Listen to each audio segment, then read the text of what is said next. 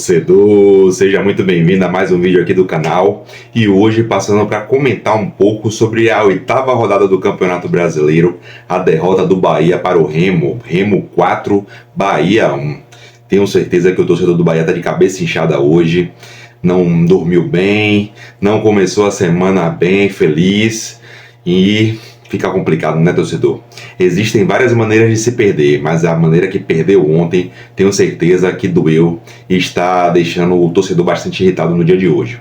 E, ao meu ver, a derrota tem três pilares. Vamos começar primeiro pelos jogadores. O time ontem começou com duas mudanças em relação ao jogo passado. Saiu o Acevedo, que tomou o terceiro cartão amarelo e ficou suspenso da partida. Entrou o Roman Gomes, o lateral direito da posição, e saiu o William José com problemas musculares e entrou o Everaldo.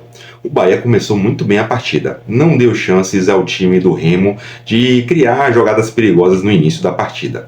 O Bahia teve seu meio de campo ali com bastante tranquilidade para armar jogadas, o Caio Alexandre ditando o ritmo da partida junto com o Juba, e o Bahia só conseguiu fazer o seu primeiro gol quase aos 30 minutos do primeiro tempo.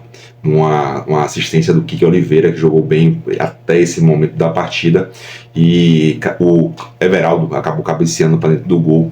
Bahia 1-0.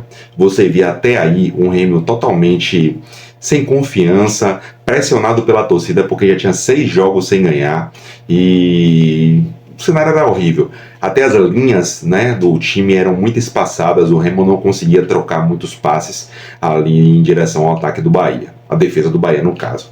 Mas o Bahia tem a síndrome de quando faz um gol, ele muda completamente o ritmo da partida. Ele fica com medo de tomar o gol e ele chama o time adversário para cima da sua defesa. E ontem aconteceu mais uma vez isso.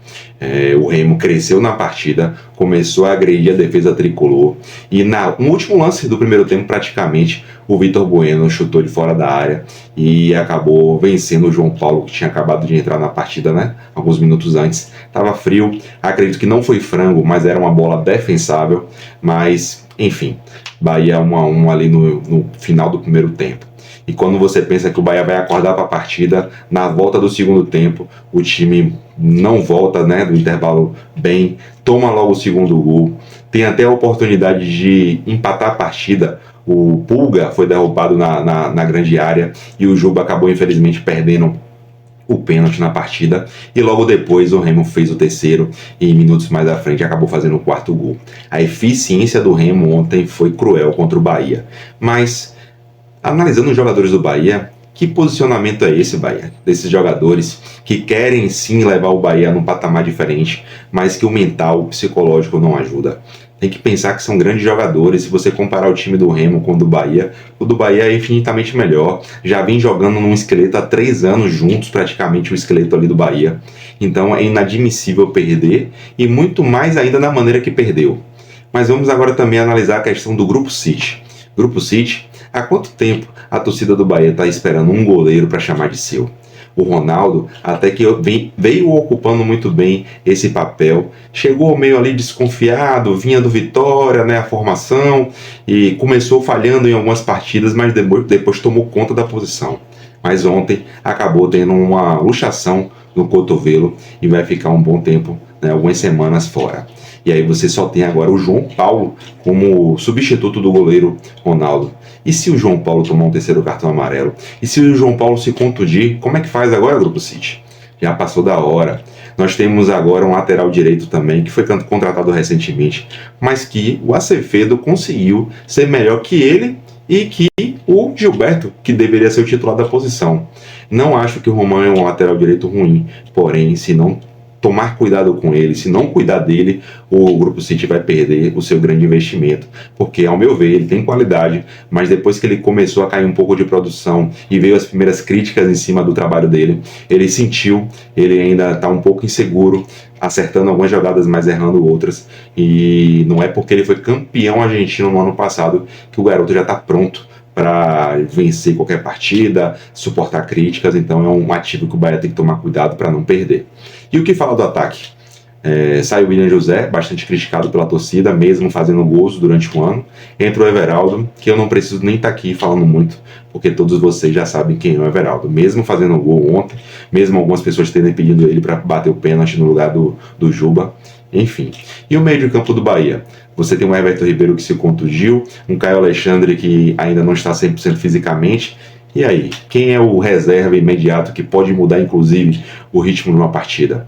Fica complicado o Grupo City. Acredito que ou ele corrige a rota e faz bons investimentos no meio do ano, ou novamente o Bahia vai repetir o mesmo cenário dos últimos anos, né? Sofrendo para classificar para a Libertadores e não evoluindo o seu patamar dentro da competição nacional mais importante nossa. E vamos falar agora também um pouco aqui do Rogério Ceni. Eu esperava que quando o Bahia tomou o segundo gol, o Rogério fizesse mudanças ali para melhorar o time e até mesmo lançar o time de maneira mais ofensiva, já que o Remo vinha pressionado. A partir do momento que o Remo faz o primeiro gol e depois vira a partida, aí sim os caras ficam confiantes, a moral dos caras vai lá para cima. Mas cadê o Bahia para dar uma segurada e mostrar que o Bahia era o Bahia naquele momento? Faltou isso.